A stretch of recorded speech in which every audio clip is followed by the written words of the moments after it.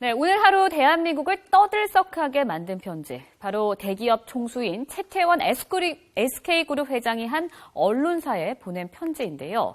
기업인 채태원이 아니라 자연인 채태원이라고 서두를 장식하면서 자신의 속 이야기를 털어놨습니다.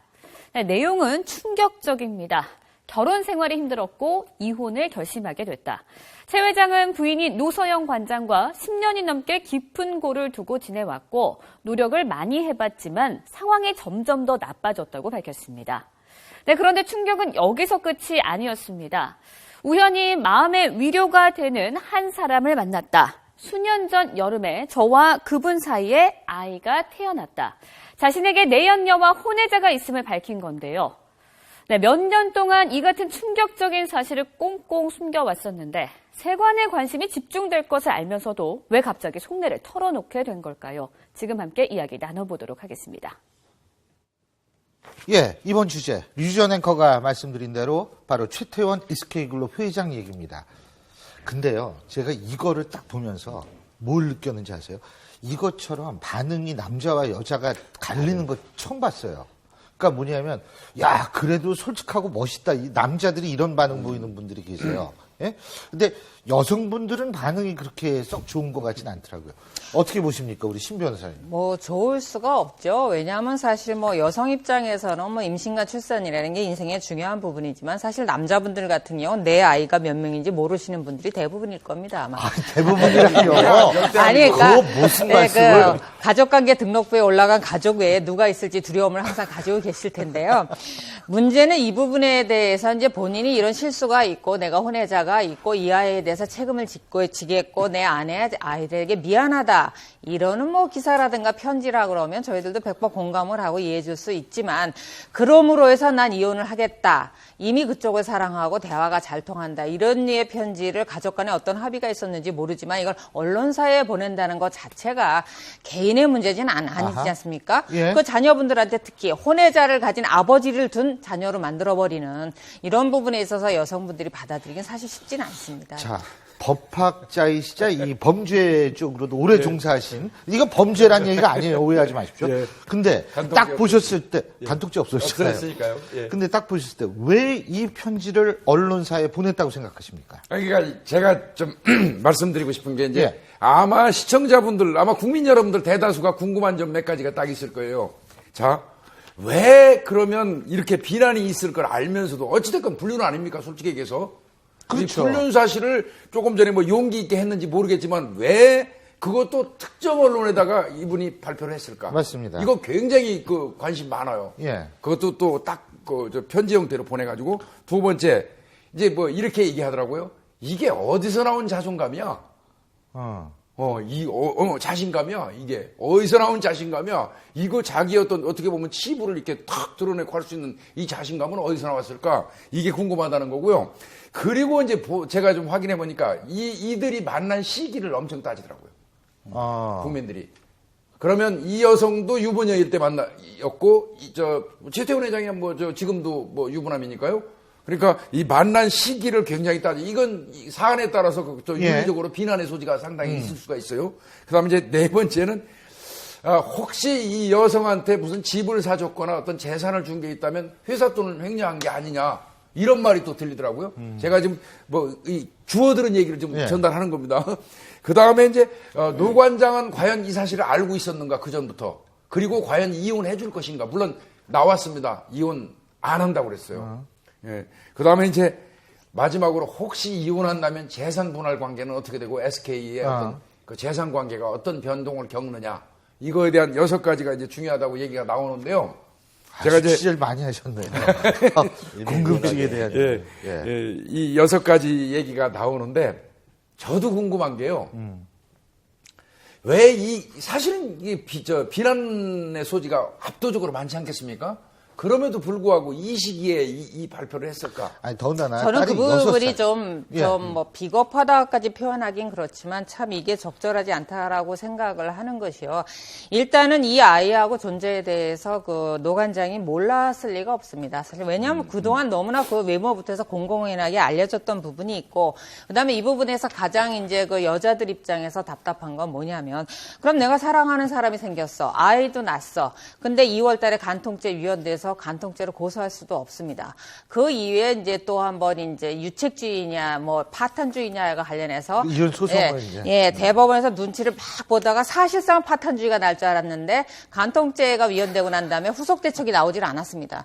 그러니까 이제 간통죄 관련한 피해자들이 남성이든 여성이든 상실감이 큰 상태에서 파탄주의야 이렇게 버리면 뭐 대한민국 아줌마들이 뭐 벌떼같이 일어날 것 같으니까 유책지를 슬쩍은 물러났지만, 지금 문제는 내가 책임이 이 결혼 생활과 관련해서 책임이 있다 없다 이런 거 상관없이 나는 준비가 안 돼 있고 가정을 지켰고 아이들을 성장시키기 위해서 최선을 다했는데 내가 사랑하는 사람이 생겼으니까 정리했으면 좋겠다. 이 부분을 공공연하게 이렇게 언론화해서 노관장을 하여금 이쪽이든 선택할 수밖에 없는 상황을 만들었다는 것이 대기업 회장을 떠나서 한 가정의 남편으로서 이게 과연 책임 있는 태도인가. 예. 이런 부분에서 저는 비난받아 마땅하다고 생각합니다. 근데 예. 물론 비난도 당연히 받아야 되지만 이분들이 떨어져서 산 지가 한 10년 돼서 거의 남처럼 사는 지가 오래됐어요. 그래서 재판 받을 때도 그 지금 같이 사는 그 여자분이 또 참석도 하고 또 면회도 많이 오고, 그래서 사실상은 따로 산 지가 오래됐거든요. 그래서 최태원 회장이 물론 비난은 받을 수 있죠. 뭐 사면 2번 받았잖아요. 사면 2번 받는데 이번에는 딸이 그 해군 가운데 또 많이 참작이 됐죠. 아덴만도 그리고 가고. 최신원이라고 네. 사촌 형이 기부 많이 한 거 참석했는데 아덴만 가서 그것도 많이 참석이 됐어요. 그래서 그 딸을 최민정을 최청이라고, 심청을 따라서 최청이라고 하고, 대한항공 조연하는 이제 뺑더거멈이라고 할 정도로, 그렇게 할 정도로 하여튼 국민들이 성원을 해서 나왔는데 예. 했다 약간의 배신감, 그래서 조강지처럼 네. 차냐 배신감도 있지만, 이분들은 따로 산 지가 오래됐고 또 사랑이 식은 지가 오래됐어요. 그래서 처음에 시카고 대학에서 만날 때는 불붙게 사랑을 했지만 영화 봄날은 간다도 있잖아요. 사랑이 어떻게 변하냐. 사랑은 안 변하죠. 근데 사람이 변한 겁니다. 사람이 변해서 남처럼 자른 거예요. 그렇지인데 최태원 입장에서는 신격호 회장처럼, 롯데 신격호 회장 90 넘어도 아직 아무 얘기도 안 하고 그냥 계속 살잖아요. 거기는 지금 서미경 씨 지금 뭐 같이 해서 하는데 거기는 카밍아웃 안 했는데, 그래도 최태원 회장은 자기가 카밍아웃 해서 지금 애가 둘째 부인한테 난 애가 초등학교도 갈 때 됐으니 여기에도 소중하니 내가 톡 까놓고 카밍아웃 해서 욕도 얻어먹고 내가 신앙이 요새 깊어졌으니 진실로 좀 돼야겠다. 이런 생각에서, 물론 뭐 저는 예. 완전히 변화하는 건 아니에요. 조금만 그 사람 입장에서 이해를 한다면 그런 측면도 좀 있지 않느냐. 예. 이런 생각이 이제 듭니다. 신분고하를 막론하고 돈이 있거나 없거나 남자분들 생각은 별 차이가 없는 것 같아서 참. 근데요, 지금이 물론 조선시대는 아니니까 뭐 아들을 못 낳는다고 축출당하거나 하지는 않습니다. 우리나라 이혼 사유 중에 첫 번째가 모든 걸 다 빨아들일 수 있는 게 외도입니다. 외도. 제1호 사유이기도 하고. 그리고 사실상 이게 축첩을 한다든가 이런 식으로 내연녀, 지금은 내연녀라고 표현하죠. 두고 다른 아이를 낳고 살 수도 있습니다. 그래서 애정이 식어서 40년간, 50년간 같이 살지 않은 부부도 이혼 판결이 기각되는 이유가 있습니다.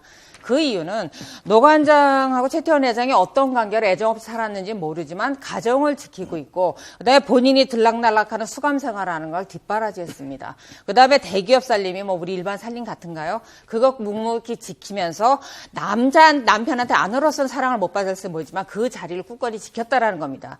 그럼 이 부분이 막상 이제 노관장이 진심이든 아니든 내 가정을 지켰고 앞으로 아이들을 위해서 이혼 안 하겠다고 했을 때 재판부가 어떤 고민에 빠질 것 같습니까? 과연 한 사람 의사를 가지고 자기 자리를 지키는 사람한테 강제적으로 이혼을 시킬 수 있는 것인가? 이거는 조선시대나 지금이나 변하지 않습니다. 아니 근데 사실은 SK그룹이, 오늘날의 SK그룹이 있기까지는 사실 노태우 정권의 어떤 그런 영향이 있다는 네. 분석도 있지 않습니까? 예, 그죠? 그 두 분이 만나서 얼마 안 돼서 제2이동통신 사업자를 최신부에서 선정을 합니다. 그때 제가 최신부 출입 기자였는데 그때 최신부라 하면 그 거의 우편 배달이나 하던 지금의 구조였어요. 정보통신문이요. 예, 네. 지금은 이제 미래 미래청조가 그렇죠. 예. 이름이 이제 하도 고청하게 이름이 됐지만 바뀌어가지고, 예. 그때는 우편 배달부하고 전화 고치던 데였어요. 예, 맞습니다. 거기에 SK에서 그 주파수 교육, 예. 이동통신 교육을 시켜가면서 사실 입찰을 했는데 대선 직전에 YS가 출마하는 직전에 SK가 된 거예요. 그러니까 YS가 그때 분기탱천한 거죠. 이렇게 정경유착이 있냐. 대통령 사도는 어떻게 주냐. 그래서 최종현 그때 회장이 최태원 회장 아버님이 아버지죠. YS를 단독으로 만나서 반납을 했습니다. 근데 그 다음에 이제 YS가 대통령 되니까 그 시절에는 서로 또 의리와 또 뭐 봐주는 게 있었던가 봐요. 대통령 된 다음에 정경련에다가 제2사업자를 선정해라. 이렇게 또 오더를 내렸습니다. 예. 오더를 내리니까 그때 포스코하고 코오롱 콘소시움에다가 제2이동통신 사업자를 주고 그 대신에 SK한테는 옛날에 한국이동통신 제1이동통신 사업자 선정권을 거기다 줘버렸습니다.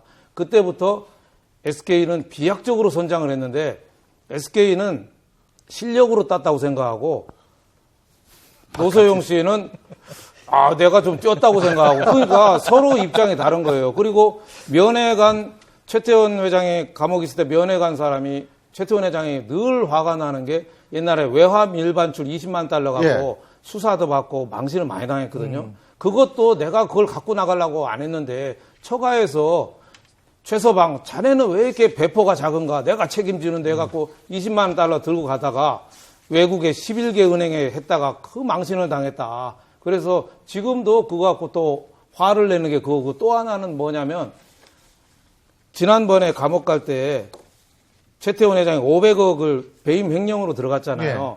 그 수사 배경이 그때 이제 기독교계의 원로 목사가 그때 이명박 대통령한테 찾아가서 최태원 회장이 선물 옵션 갖고 무속인하고 짜고 넘어가가지고 회사 돈을 망치고 있으니 이것 좀 혼 좀 내줘라 한 거예요.